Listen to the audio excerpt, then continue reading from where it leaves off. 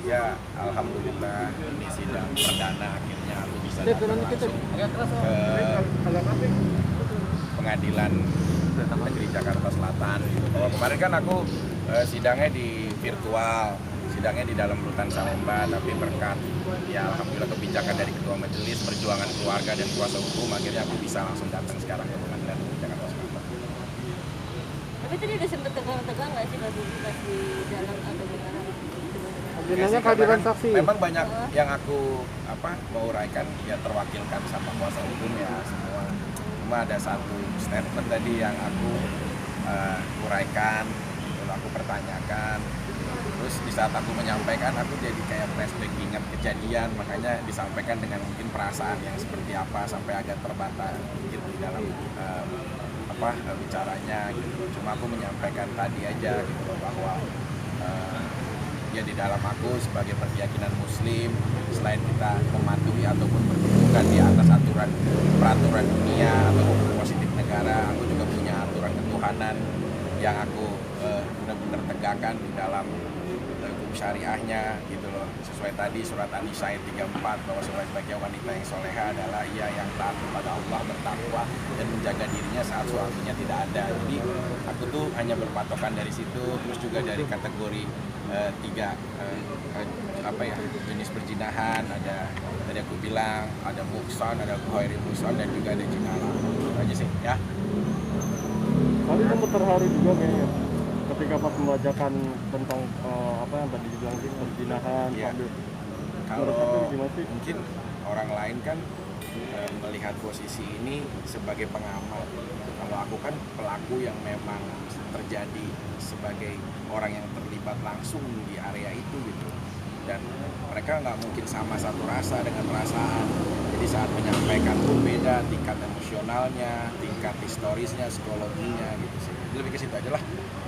Terwakilkan nggak Bang? Tadi apa yang dijelaskan sama saksi ahli? Jadi begini ya, pertama saya mau menjelaskan bahwa saksi ahli bahasa yang tadi yang hadir, pada saat saya tanyakan ada beberapa pertanyaan, misalkan Bapak di situ menyatakan melihat video, diperlihatkan video, melihat nggak? Jawabnya tidak. Kemudian dilihatkan SP3, dilihat nggak? Tidak. Terus kemudian saya tanyakan lagi, kalau memang itu yang disampaikan penyidik terkait BAP saksi-saksi, karena dia hanya merujuk pada BAP saksi. Nah, ketika saya tanyakan, kalau ternyata konteks hari ini saksi tidak ada yang mengatakan hal demikian, tidak ada yang bilang botakin. Dari kemarin kita nggak ada yang melihat, ada nggak yang botakin, nggak ada. Terus kemudian ada nggak disuruh telanjangin? Kita tanya satu-satu, tidak ada. Yang mendengar itu tidak ada, yang melihat siapa yang mengucapkan pikir juga tidak ada. Wartawan ada 2 yang sudah diperiksa menyatakan tidak tahu. Terus kemudian Pak RT, Bu RT menyatakan juga tidak tahu. Begitu juga dengan tersangka atau pelapor. Mereka hanya Vicky Aman pun tidak melihat Vicky mengucapkan kalimat apapun.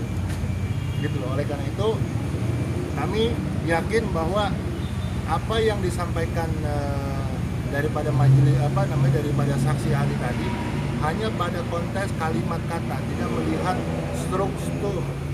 struktur ke belakang kenapa kalimat itu diucapkan, kondisi psikologis seperti apa ketika itu diucapkan. Padahal tadi sudah dijelaskan oleh pada saksi bahwa bahasa itu tercermin dari kejiwaan yang yang mengucapkan.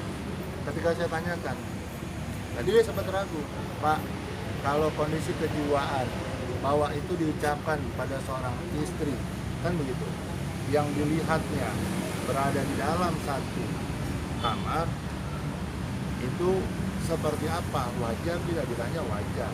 Nah, inilah yang kemudian saksi ahli bahasa pun berbimbang membenarkan dalam konteks bahwa bahasa itu wajar saja diucapkan oleh pada saat itu ya, kejadian hari itu dia wajar saja pada seorang suami. Nah, yang menjadi masalah adalah ketika kalimat-kalimat yang tadi itu, perkata-perkata itu, ada kalimat zina, dia jelaskan tuduhannya adalah sudah pakai baju atau tidak bersenggama.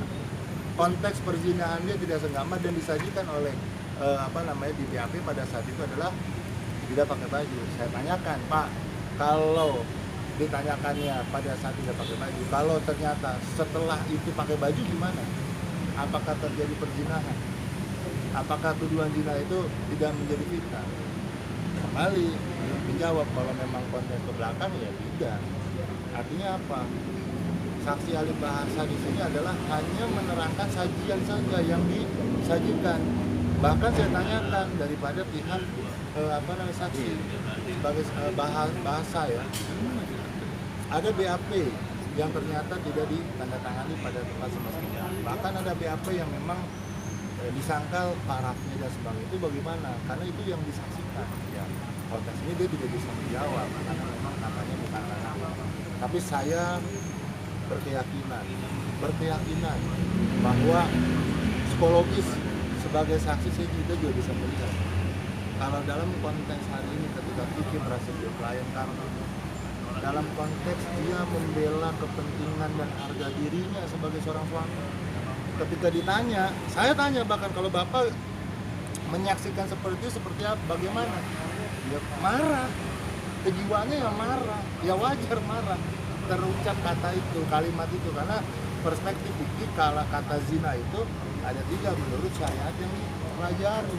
Dan semuanya pastilah, majelis hakim, jaksanya, pengacaranya, saksi ahlinya pun ketika melihat istrinya berada di dalam kamar dengan laki-laki lain, tidak ada pilihan kata-kata baik yang bisa tanda kutip diarahkan, karena itu psikologis kejadian begitu cepat, ya kan?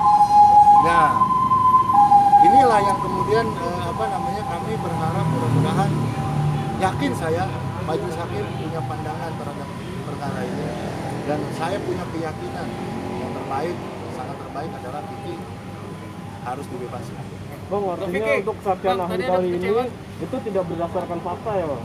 Faktanya itu tidak bersesuaian dengan yang di persidangan. Apa yang disaksikan kata kalimat itu, yang di persidangan ternyata tidak ada saksi-saksi mengatakan itu, cuma Angel aja. Bahkan Angel juga tidak melihat Vicky mengucapkan. Bahkan Vicky Alman ketika ditanyakan siapa yang mengucapkan, saya nggak tahu. Kan begitu, artinya apa? Ya inilah tuduhan-tuduhan yang tidak mendasar. Saya tanya lagi SP3 tentang SP3.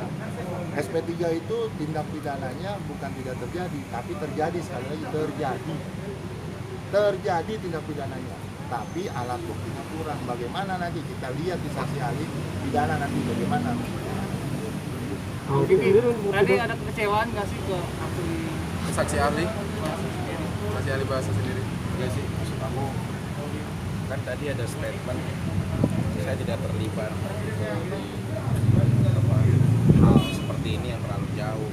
Cuma kan tadi saudara kuasa hukum saya bilang bahwa udah dijelaskan juga, karena dengan keterangan ahli akhirnya jadi mengerucutkan status saya jadi tersangka sampai terdakwa dan saya tutup. Saya cuma bilang tolong, saya harap mudah-mudahan, karena kalau Bapak tidak bilang terlibat, ya ini sih hak pihak ya, maksudnya nggak apa-apa itu pendapat. Cuma dengan kondisi seperti ini, sekarang ini udah jadi ajang percontohan. Jangan sampai jadi ajang percontohan bahwa kok suaminya itu perkara Vicky, dia yang direbut istrinya, kok dia yang sekarang di penjara. Nanti kita nggak tahu seberapa banyak dan seberapa jumlah besar, berapa juta istri yang mungkin saja bisa berpatokan dengan hal seperti ini, perkara ini. Karena kan kalau kita kan hidup namanya ajang percontohan, dia bisa melihat, dia bisa mendengar, dia bisa melakukan. Nah, maksud saya tadi, tolong kalau ahli dalam memberikan sebuah statement hukum, itu bukan soal saya pun sekalipun, soal siapapun.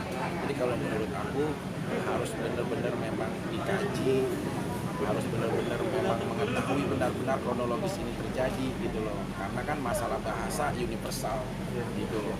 Semua orang punya identitas masing-masing dan penafsiran tersendiri soal bahasa gitu. Jadi saran aku tadi sama ahli, ya aku sih hanya mensejajarkan sama kayak tadi, arti kata perzinahan tuh nggak selalu tentang bersegama kalau menurut pengetahuan saya, apapun ya. Ya kayak tadi aku bilang ada zina muksan, zina goer muksan, ada zina laman, berbagai macam bagian gitu. Nah, maksud aku tadi hanya sharing ya pendapat yang aku ketahui aja ya. Tapi kalau